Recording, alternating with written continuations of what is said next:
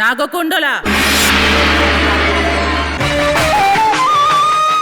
বলুন মা। তুমি যাও আর ভৈরবীকে গিয়ে বাঁচাও। আপনার আজ্ঞা মা।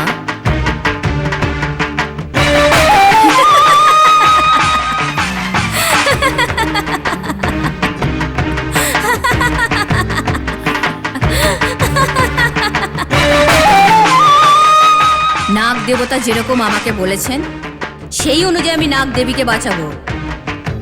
ওই দয়ানন্দকে সাজা দিতে হবে। ও কি মন্দিরকে অষ্টদিক বন্ধন করবে? নাগ শক্তিকে আটকানোর চেষ্টা করেছে, শেষ করে দেবো ওকে।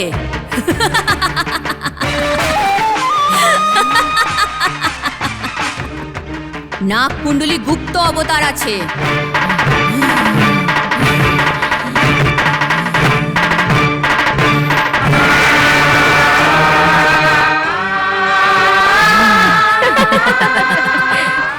মা জগদম্বা, তুমি একদম চিন্তা করো না, আমি আসছি তোমার কাছে।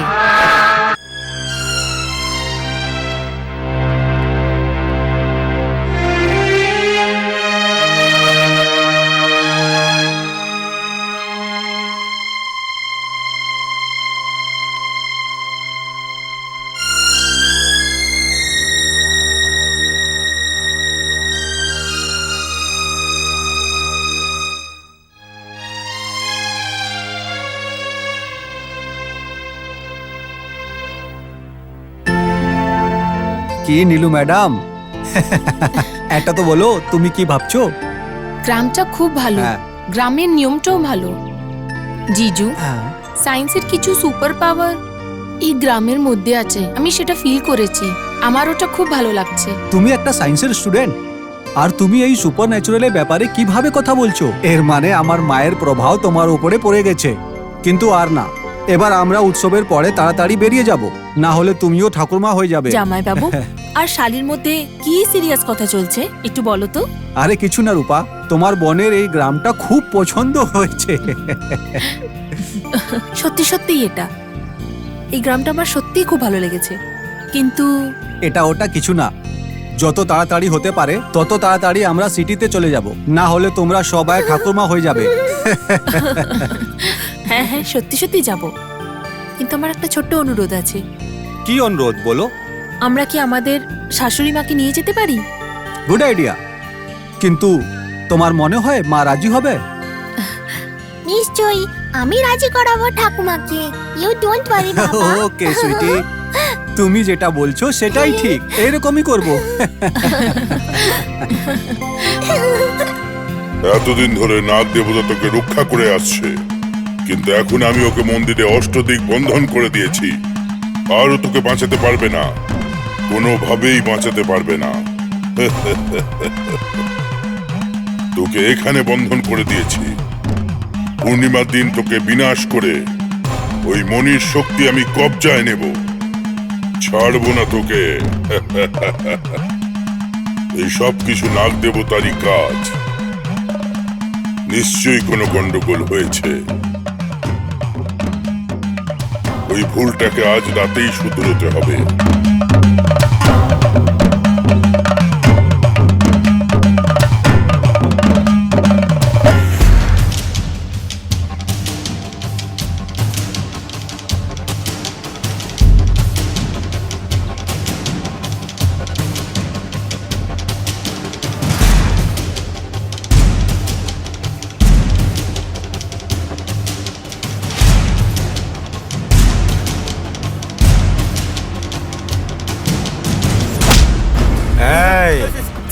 কে তুমি?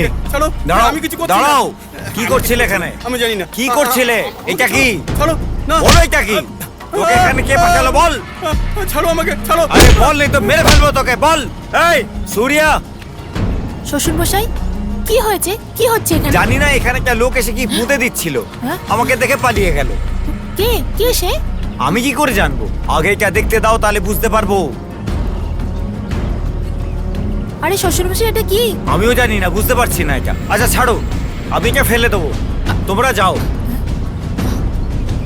তোমরা চিন্তা করো না, সব ঠিক হয়ে যাবে। চলো। সূর্যা কোথায় গেল? কোথায় গেছে সে? আপনারা যান।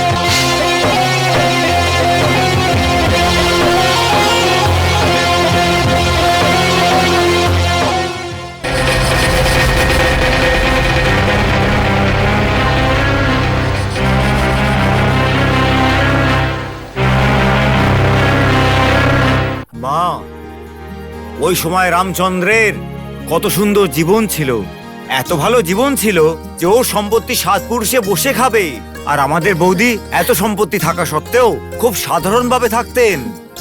ওই সময় এমন মানুষ হওয়া খুব আশ্চর্যের ব্যাপার ছিল। যাই হোক, তুমি এই বাড়ির বৌমা না, এটা খুব সৌভাগ্যের কথা তোমার। কিছু মনে করবেন না, একটা কথা বলতে চাই। রূপার মধ্যে খারাপ কি আছে? এত সুন্দর দেখতে, শিক্ষিত মেয়ে, খুব ভালো স্বভাব ওর। ফণীন্দ্রবাবু ওর সাথে বিয়ে করে কোনো ভুল করেনি। আপনি তো আমায় বেশি প্রশংসা করে দিলেন। প্রশংসা নয় মা, আমি সত্যি কথাই বলছি। আমরা শুনেছিলাম ফণীন্দ্র কোনো শহরের মেয়ের সাথে প্রেম করে ওকে বিয়ে করে নিয়েছিল। আমরা ভুল ভাবছিলাম। কেমন আছো কাকা? বলুন, কি ব্যাপারে আপনারা এত সিরিয়াস ডিসকাশন করছেন? এই বসো, কোনো সিরিয়াস কথা নয়, আমরা তো রূপা মায়ের ব্যাপারে কথা বলছিলাম। তোমার পছন্দ করা মেয়ে আমাদের খুব ভালো লেগেছে ফণীন্দ্র। থ্যাংক ইউ কাকা। আমাদের আগে ভুল করে দেখা হয়েছিল, ভালোবাসা করে বিয়ে করেছি,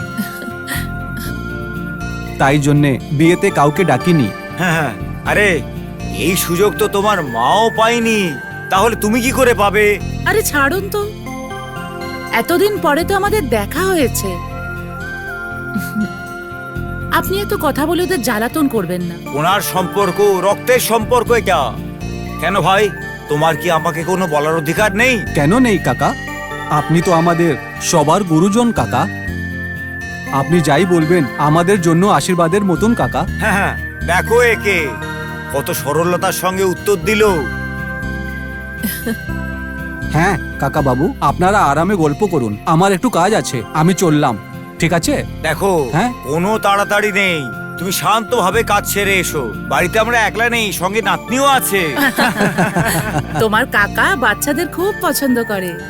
ও তো তোমাদের সোনিকে অনেক ভালোবেসে ফেলেছে কদিনে। তুমি ঠিক কাজ আছে, সেরে এসো। আমি আসি। হ্যাঁ, যাও। হ্যাঁ। মা, এখন আমরা সোনিকে এখানে ডেকে এখানে বসে চক দিয়ে দাগ কেটে একা দোক্কা খেলবো। হ্যাঁ, ডাকছি ওকে। সোনি, সোনি, সোনি, সোনি।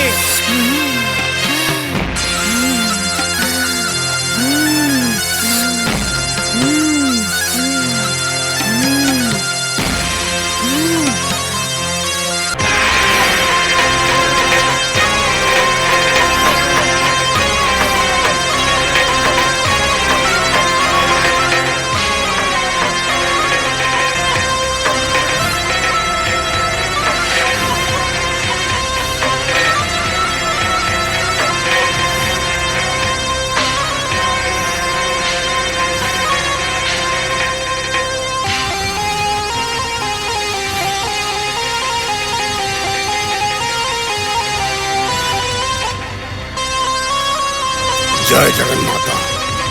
নাগমণিকে পাওয়ার ইচ্ছা আমার পুরো হওয়া চাই। তার জন্য আমি সবকিছু করার জন্য তৈরি আছি। মুঝে আপনার আশীর্বাদ চাই। আকর শক্তি দিয়ে আমি ওই নাগ ভৈরবীকে বন্দি করব। আজকে রাত্রে ওকে মরতেই হবে।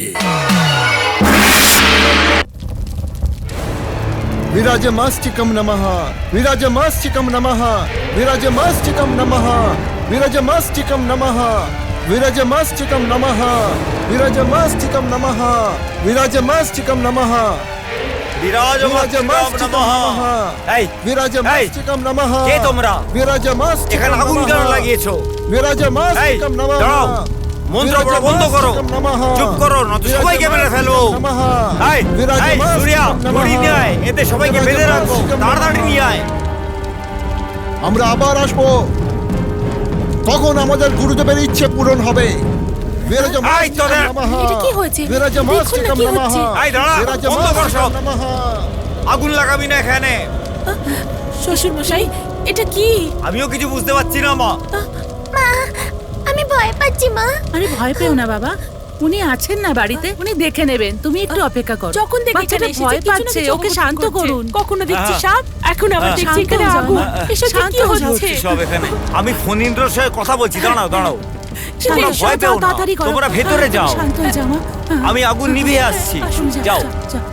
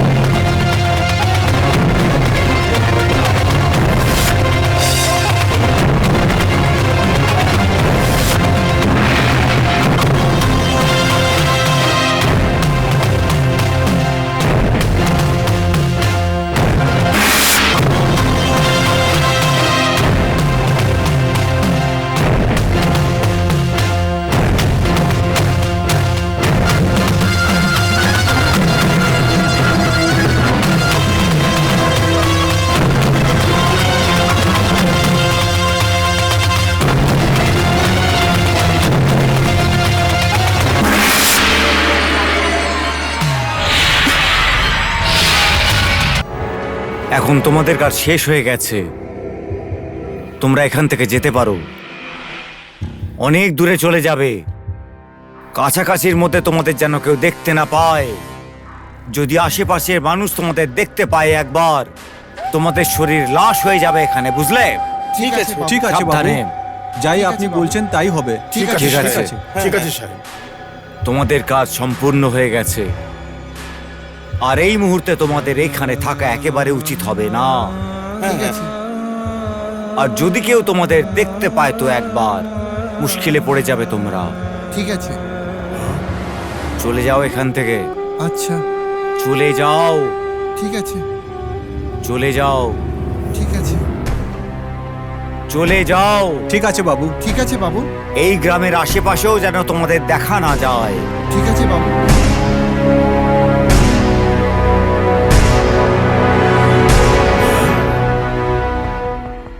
নাগ ভৈরবী, নাগ ভৈরবী, অনেক সহানুভূতি হচ্ছে তোমার জন্য।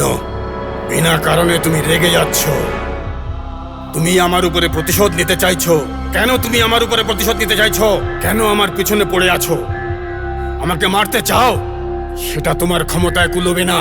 তুমি আমাকে মারতে চাও, কিন্তু কেন? ওই নাগরাজকে আমি মেরেছি নাগমণিকে জয় করার জন্য। নাগ ভৈরবী, তুমি আমার কিচ্ছু করতে পারবে না। ভেবেছিলাম তুমি নিজেই নিজের জান দিয়ে দেবে, কিন্তু তুমি মরনি। কেননা তুমি আমার থেকে প্রতিশোধ নিতে চাও। আমাকে মেরে নিজের প্রতিশোধ নিতে চাও। নাগ ভৈরবী, যদি একজনকে বেঁচে থাকতে হয় তবে অন্যজনকে মরতে হবে। হ্যাঁ, এটাই সৃষ্টির নিয়ম। এটাই হচ্ছে সৃষ্টির নিয়ম। আমাকে বলি দিতে হবে, আমাকে বলি দিতে হবে। তোকে ভূস্থাপিত করব, তোকে ভূস্থাপিত করব। এখানেই, এখনই, এই সময় তোকে ভূস্থাপিত করব। আমি বলি চাই, নাগ বলি চাই আমার। আমি তোকে বলি দেব। শত্রুকে বাঁচিয়ে রাখতে নেই। তুই আমার থেকে বদলা নিবি। সেই জন্য আমি তোকে মাটিতে জ্যান্ত পুঁতে ফেলবো। এটাই তোর শাস্তি হবে। যতক্ষণ তোর শরীরে প্রাণ থাকবে ততক্ষণ তুই অল্প অল্প ছটফট করে মরবি। প্রত্যেক মুহূর্তে মরবি তুই।